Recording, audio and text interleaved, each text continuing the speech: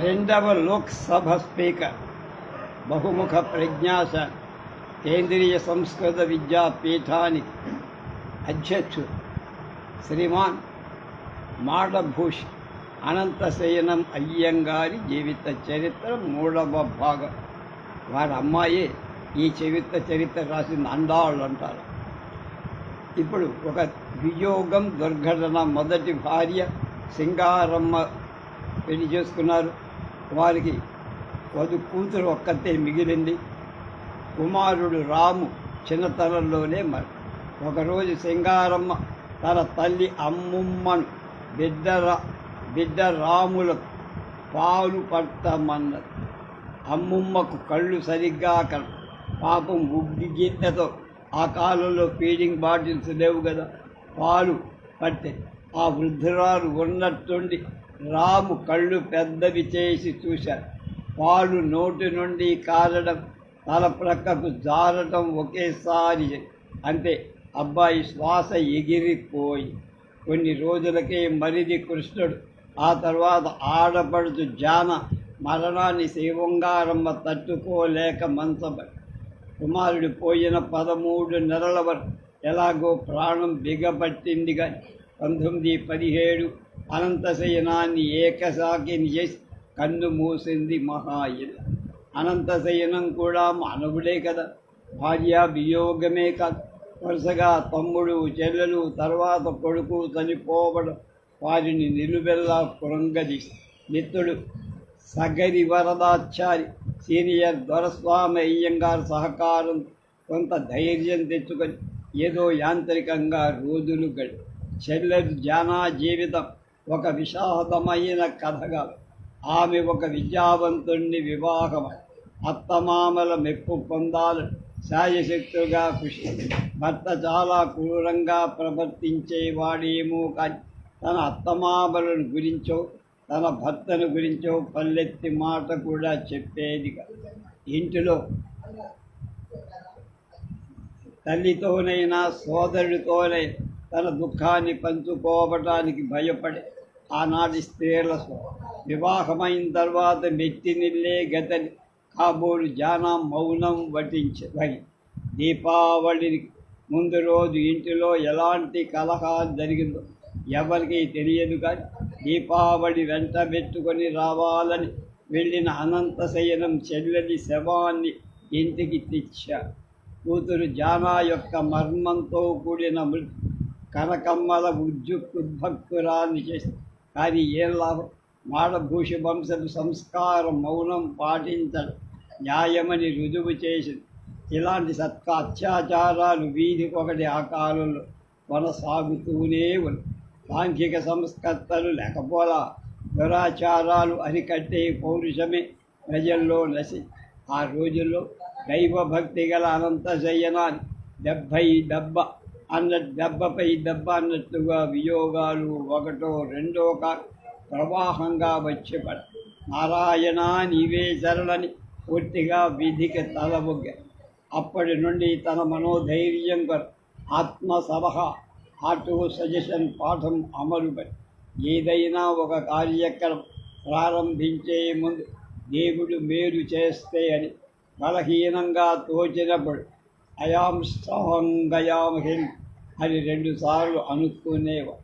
ఈ మంత్రం వారి జీవిత పోరాటంలో ఎంతో సహాయం. అయ్యంగారి ప్రియ తమ్ముడు కృష్ణ అనే కృష్ణమాచారి చాలా అందంగా తీర్చిదిద్దిన ఇంద్రియాలు కలిగి స్పర్శించితే నలిగిపోతాడేమో అన్న సున్నిత దేహాన్ని కలిగి ముఖ కవళికల భావాన్ని వ్యక్తం చేసే నేర్పుతో వెలిశాడు కృష్ణ. ఆనాటి అజంతా ఎల్లోరా శిల్పాలను గుర్తు చేసే అతడి సౌందర్యం తామర రేకుల లాంటి కడు, ఎర్రటి పెదవు, తల నిండా నల్లని జుట్టుతో ఎంతో గంభీరంగా కనపడేవాడు. 1905 నవంబర్ 27వ కనకమ్మ గారికి జ్యేష్ఠ కనిష్ట పుత్రుడుగా జన్మించారు. మెట్రిక్యులేషన్ పరీక్షలో ప్రథముడుగా ఉత్తీర్ణుడై ఉన్నత విద్యకు మద్రాసు వెళ్ళాలంటే అనంతశయనం గారు చిత్తూరు దొరస్వామి అయ్యంగారి వద్ద శిష్యరికం చేస్తున్న రోజులు. అప్పుడే సింగారమ్మ తన చిన్న కుమారుడైన రాముడి సృష్టి విరేచనాలతో బాధపడుతున్న శిశువును వదిలి వెళ్ళటానికి మనస్సులా సతమతమవుతున్న అనంత శయనంతో తమ్ముడు ఇలా అన్నాడు, అన్నయ్య, నువ్వు మద్రాసు వెళ్ళి పచ్చయ్యప్ప కాలేజీలో నా అడ్మిషన్ ఏర్పాటు చేశాను. నీ బిడ్డ రాముని కాపాడే బాధ్యత వాటికై నా ప్రాణాన్నైనా త్యాగం చేస్తాను. తమ్ముడి మాట కాదనలేక అయ్యంగారు మద్రాసు వెళ్ళి కళాశాలలో అగ్రిమెంట్ వసతి గృహంలో గదికి ఏర్పాటు చేసి 4 రోజుల్లో చిత్తూరు తమ్ముడి దుర్భవార్త అందించారని కృష్ణ అని నోరు తెరిచారు. కానీ తమ్ముడు ఆ శుభవార్తను అందుకునే స్థితిలో లేడు. అన్నయ్యకి ఇచ్చిన మాట నిలబెట్టుకున్నట్టుగా నేల మీద దుప్పటి కప్పబడి నిశ్చలంగా పడి రాము ఆరోగ్యంగా అమ్మ ఒడిలో నవ్వు ఏదో మాట వరస కన్న మాట యథార్థమయ్యాయి కదా అని తలంబుదో అనంతశయనం తమ్ముడి అంత్యక్రియలు కారణం లేకుండా మృత్యువు రాదు కదా. పాపం యువకుడు కృష్ణుడికి మొటిమరు గెల్లటం కారణం అది పెద్ద పుండై అంత త్వరలో ప్రాణాన్ని ఎంత విచిత్రమయ్యా. 7 కొండలవాడ రాము అప్పటికి మేల్కొన్నాడు. కానీ కొన్ని రోజుల్లో తన తండ్రి బాటపడి ఈ దుర్ఘటన అనంతశయనానికి ఒక పెద్ద దెబ్బ. వారి మనస్థైర్యాన్ని అగ్నిపై దొరస్వామి అయ్యంగారు మనోతత్వ నిపుణులు కాబట్టి తన శిష్యుడిని అగాధ సముద్రం నుండి బయటికి అయ్యంగారి మిత్రుడు కాలక్షేపం కళ సాయంత్రం శిక్షణ పూర్తి చేసుకొని రాజన్ గారి ఇంటి నుండి అనంతశయనం గారు నేరుగా భజన సమాజం అంటే రామ విలాస సభ వెళ్ళేవారు.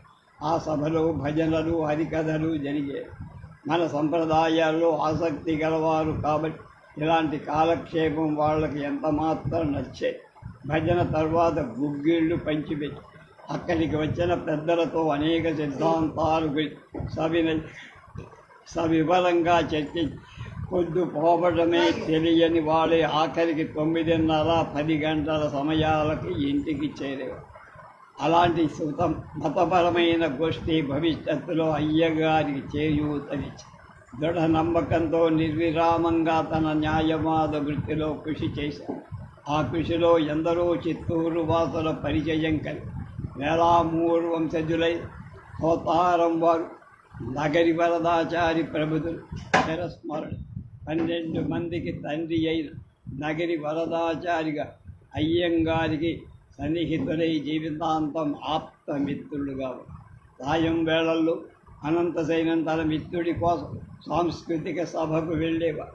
కె వరదాచారిగా చిత్తూరు నాటక సభకు అధ్యక్షుడు. దాని సాంస్కృతిక సభ అంతం పిలవటం కదా.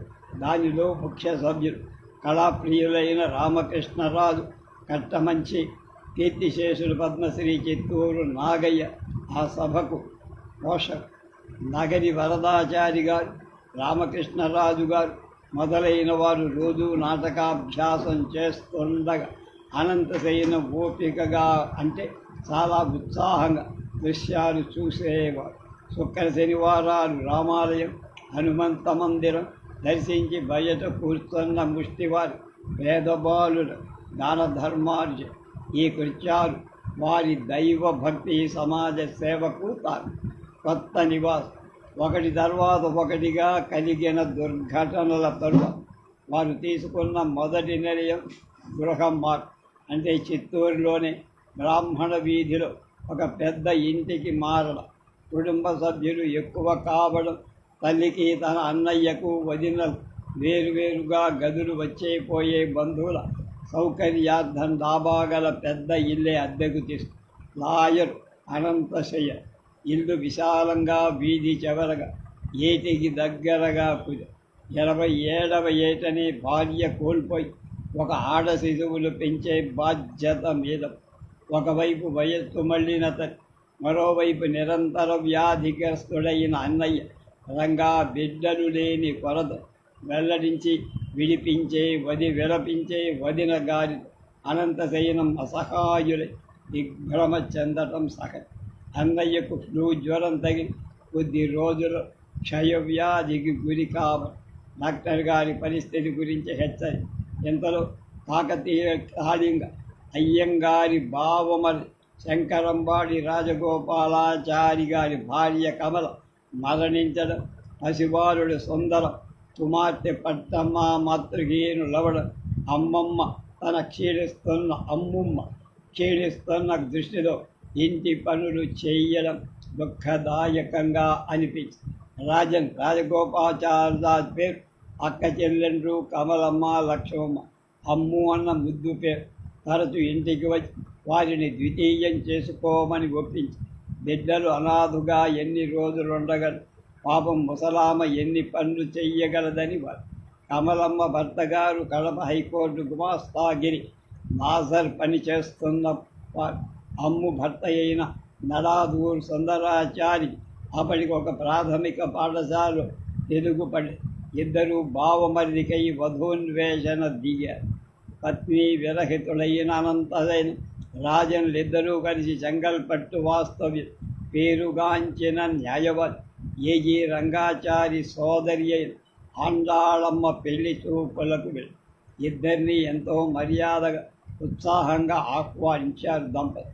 ఆండాళమ్మ ఇద్దరికీ నమస్కరి కాఫీ గిన్నెలందించి చెమట అందించి అనంతశయనమే పెళ్ళు కొడుకని ఆమె తలచిందట. కానీ పెళ్లి పీట మీద రాజన్ని చూసి ఆశ్చర్యపడింది. ఆండాళమ్మ చాలా మెత్తడి స్వభావం.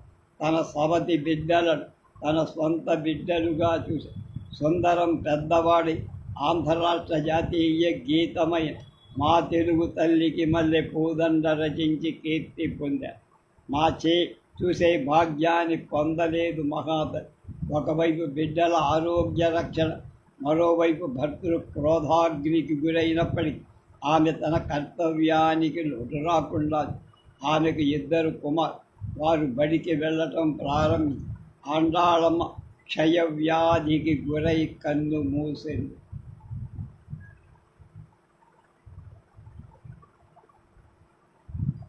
అనంతశయనం ద్వితీయ వివాహం. జయమ్మకు తల్లి రక్షణ చాలా అవసరమని అంటే అమ్మాయి ఇంట్లో అనంతశయనం అన్నయ్యకి మంచమెక్కారు. వదనకు వారి సపర్యలతో సరిపోయి తల్లి కాకమ్మకు చిన్నపిల్ల జయమ్మ సంరక్షణ కొంచెం కష్టం. ఇంతలో అనంతశయనం చిన్న మేనమామ తిరుమలాచారి కుమార్తె చూడమ్మ పెళ్లి ఏడుకు వచ్చి 14 ఏళ్ళు నిండిన చూడమ్మ తల్లిదండ్రులకు సేవ చేస్తూ ఇరుగు పొరుగు వారిని వెప్పించి అనంతశయనం తన 28వ ఏట ద్వితీయ వివాహానికి తన సమ్మతి చెప్పిన చిత్తూరులోని కుటుంబీకులు ఎగిరు గంతులేశారు. ఎంతకు ముందు ఎవరైనా వివాహ ప్రసక్తి తెస్తే విసుగు చూపించే అనంతశయనంగా ఎవరి ఇంటిలో అయినా పెళ్లి ఈడు కన్య ఉంటే ఆ గొడవ తొక్కరడు. ఒకరోజు వారి బంధువులు 4 కన్యలను ముస్తాబు చేయించి జయమ్మతో ఆడుకునేటందుకు మిషతో అనంతశయనం గారి తల్లి దగ్గరకు దీన్ని ఎలాగో పసిగట్టిన అనంతశయనం ఆ వేళ ఇంటి ముఖమే చూడాల. పెళ్ళి అని ఎవరైనా మందలించిన నా మేనమామ కుమార్తె నాకై వేచి ఉంది అని మాట చెప్పేవారు. 1919లో చూడమ్మాళ్ళని చేపట్టి తన మాట నిలబెట్టుకున్నారు అనంతశయనం. వివాహం నిరాడంబరంగా జరిగింది. సన్నిహిత బంధుమిత్రుల సమక్షంలో అగ్ని సాక్షిగా చూడమ్మ తన ద్వితీయ కళత్రంగా స్వీకరించి వినయ విధేయలతో సభ్యత గల పత్నిగా చూడమ్మ అయ్యంగారి ఆజీవాంతం సగధర్మచారిణిగా పెళ్ళయిన కొద్ది రోజులకే బ్రాహ్మణ వీధిలో అయ్యంగారి ఇంట్లో ప్రవేశించింది చూడమ్మ అనే చూడ. కొద్ది రోజులకే తన చల్లని మాటలు చేతలతో అందరినీ ఆకట్టు జయమ్మ తన కంటి రెప్పలా కాపాడు తల్లిలోని లోటు తీర్చింది. ఓపికకు ప్రతిరూపమైన ఆదర్శవత్ గృహిణిగా ఆత్మ వదినలతో మసలసాగి జయమ్మలో 2 అసమాన గుణాలు పరంపరాగతంగా చోటు చేసుకున్నాయి. ఒకటి తల్లి నుండి, మరొకటి తండ్రి నుండి. గ్రామీణ పద్ధతులు తల్లి నుండి సంక్రమించి తండ్రి నుండి పట్టణపు పద్ధతి అయితే విద్య మాత్రం 5వ తరగతి. మనసులో గ్రామీణ పద్ధతుల ప్రభావం మాత్రమే వేళ్ళూకొని శాస్త్రీయ సంగీతం, హార్మోనియం వాయించడం నరసింహాచారి సమక్షంలో నేర్చుకున్నది. ఆమె తన సవతి తల్లిని చిత్తి అంటే పిన్ని అనిపించి, పిన్ని వచ్చిన కొత్తలో మా పిన్ని లాంటి వాళ్ళు దొరకటం కష్టమనేది. తన కొత్త సంసారాన్ని అనంతశయనం అయ్యంగారు తన కొత్త ఇంటిలో ప్రారంభించి ఇల్లు, మేడ, అరుగు, 6 గదులు, గట్టి దూలాలతో వెయ్యబడిన పైకప్పు, పెద్ద పెద్ద తలుపు, కిటికీలతో విశాలంగా, ప్రాంగణంలో తలుపు ఒక గుడి ద్వారంలాగా గట్టిగా పొడుగ్గా భారీగా, వసారా కూటం కర్ర స్తంభాలు గల పెద్ద హాలు కలిగిన గృహం, చిత్తూరు గృహం. దాని పరిసర ప్రాంతాలకు గొప్పదన్న పేరు వచ్చింది. ఆ ఇంటి యజమాని వేలమూరు వంశీయులైన రాజన్ తన స్వగ్రామమైన పుత్తూరులో ఉండేవారు. బ్రాహ్మణ వీధి మధ్యలో ఉన్న అయ్యంగారి ఇల్లు ఊరికి రైల్వే స్టేషన్కి చాలా దూరం. ఆ వీధి పక్కనే జెండామాన్ వీధి, అది ప్రముఖ ప్రభుత్వ ప్రాథమిక పాఠశాల. వీధి వెంబడి కట్టబడిన దుకాణాలు, ఆఫీసు, జనంతో కిక్కిరిసిన బయళ్లతో ఒక పెద్ద పట్టణ తాకత్తు తెచ్చు. అయ్యంగారి ఇంట్లో పెరటి భాగంలో మంచి కూరగాయల తోట, దాని పక్కనే పశుశాల, 2 మేలు రకాలైన నెల్లూరు పశువులు, పచ్చగడ్డి, ఎండుగడ్డికి లోటు లేకుండా సుస్తుగా బలిసి ముంత నిండా సమృద్ధిగా పాలించి. ముందు భాగంలో మేడమెట్లు ఒక పక్క, పైన డాబా, పెంకుతో కప్పబడిన బసాలు, చిన్న కిటికీలు, అమర్చబడిన 2 గదులు. కక్షిదారులకు ఎప్పుడు ఆహ్వానిస్తూ అయ్యంగారి న్యాయవాద వృత్తి కీర్తి కల్పించారు. ఇప్పుడు అయ్యంగారు తన సమయాన్ని ఎక్కువగా ఇంటి దగ్గరే వెళ్ళబుచ్చి, భార్య చూడమ్మ కడు సాధు, ఏమీ తెలియదు, పరమ పాతివ్రత్య భవ్య చరిత్ర. వారికి చేదోడు వాదుడుగా జయమ్మను ఆప్యాయంతో పెంచుతారు. అయ్యంగారి కొత్త సతీమణి డాంబికం లేని కుటుంబానికి చెందే. మొదటి భార్య సింగారమ్మ కంటే చాలా సాధుస్వం. తనకు 2 శిశువులు కలిగాక కూడా జయమ్మను ఏ లోటు రాకుండా చూసే.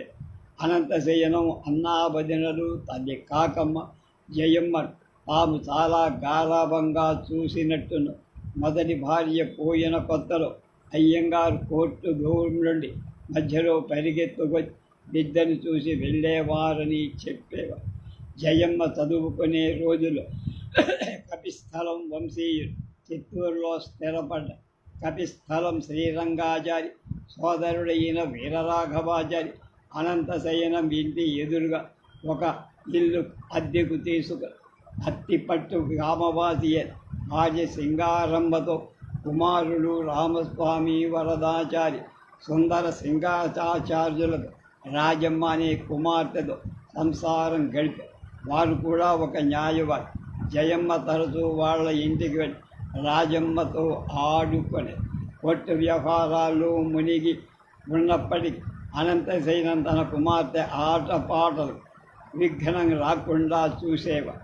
అయ్యంగారి పెత్తండ్రి, పెదతండ్రి కుమార్తె పెళ్లి చేసుకొని సకుటుంబంగా చిత్తూరు వచ్చి వెళ్తూ ఉండే. వారిలో జయమ్మకు మంచి కాలక్షేపం. అందరికంటే ఎక్కువ దగ్గర జయమ్మకు తన బామ్మ దగ్గర. 4వ అధ్యాయం వృత్తి వ్యాసం. ప్రస్తుతం అయ్యంగారి శిక్షణపై ధ్యాస మెది. దొరస్వామి అయ్యంగారు జూనియర్ లాయర్గా కొన్ని నెలలు గడిచిన సీనియర్ గారి ఆదేశాలు, సలహాలు ఎంత మాత్రం దొరకలా లభ్యంగా.